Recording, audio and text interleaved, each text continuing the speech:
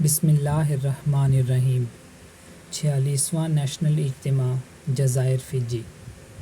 محض خدا تعالیٰ کے فضل سے مورخہ 26 و 27 اگست 2023 عیسوی کو جماعت احمدیہ جزائر فجی کی ذیلی تنظیموں کو اپنا 2 روزہ سالانہ اجتماع مارو میں منعقد کرنے کی سعادت نصیب ہوئی۔ اجتماع کے کامیاب انعقاد کے لیے حضور انور ایدہ اللہ تعالیٰ بنصرہ العزیز کی خدمت اقدس میں دعائیہ خط بھی بھجوایا گیا، نیز تمام مجالس کو علمی اور ورزشی مقابلہ جات کا نصاب بھجوایا گیا اور قائدین، زعمائے مجالس اور لجنہ مائلہ کی صدور کے ذریعے نصاب کے مطابق تیاری کی طرف خصوصی توجہ دلائی گئی۔ اجتماع سے قبل وقار عمل کے ذریعے مسجد اور اس کے گرد و نواح کی خوبصورت پھولوں اور جھنڈیوں کے ساتھ تزئین و آرائش کی گئی۔ اس طرح مختلف بینرز سے بھی احاطۂ مسجد کو آراستہ کیا گیا۔ مورخہ 26 اگست 2023 عیسوی اجتماع کا پہلا روز۔ مورخہ 26 اگست 2023 عیسوی کی صبح مہمانان کرام کی آمد کے بعد 11:15 بجے پرچم کشائی کی تقریب کے ساتھ اجتماع کا باقاعدہ آغاز ہوا۔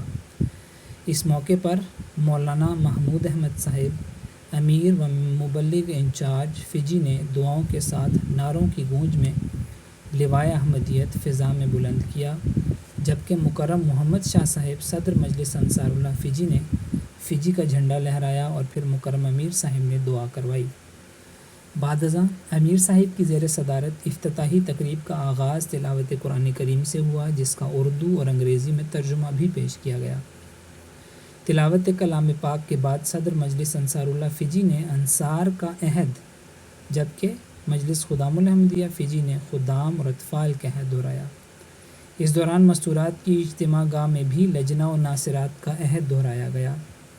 بعد ازاں نظم پیش کی گئی اور پھر مکرم صدر صاحب جماعت مارو نے استقبالیہ تقریر پیش کی، جس میں انہوں نے تمام شاملین کا شکریہ ادا کیا اور معزز مہمانان کو خوش آمدید کہا۔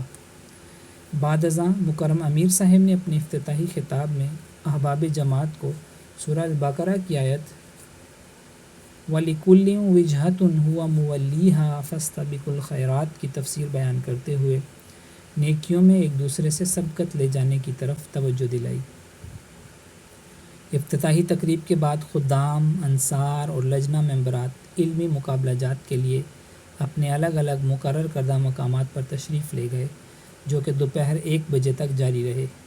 1:15 بجے نماز ظہر و عصر باجماعت ادا کی گئیں، جس کے بعد کھانے کا وقفہ ہوا اور پھر شام 4 بجے علمی مقابلہ جات جاری رہے، جس کے بعد ذیلی تنظیموں نے اپنی اپنی شورا منعقد کی۔ نماز مغرب و عشاء کی ادائیگی کے بعد شاملین کی خدمت میں رات کا کھانا پیش کیا گیا۔